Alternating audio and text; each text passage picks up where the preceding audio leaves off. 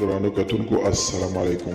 زه محمد سلمان همدرد د حق غږ پښتو چینل خبري لنډیز کې ستاسو قربا اوس تاسو پام را اړوم د مهمو خبرونو لنډیز ته. تیر ورځ د پاکستان د پنجاب ایالت په ډېرې غازي خان سیمه کې ترافیکي پیښه کې 88 کسان ته مرګ ژوبله اوښتې. د پنجاب پولیسو ویلي چې یوه یاده پیښه کې 28 کسان مړه شوي او 40 نور ټپیان دي.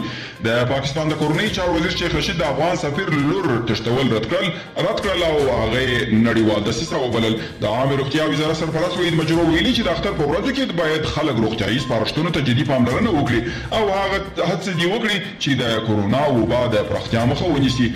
او وروسته تر هغه چې د افغانستان د بهرنیو چارو وزارت په اسلام آباد کې د افغان سفیر د لور د تښتول کېدو غبرګون کې له هیواد څخه خپل ډیپلوماټان هیواد ته راوغوښتل.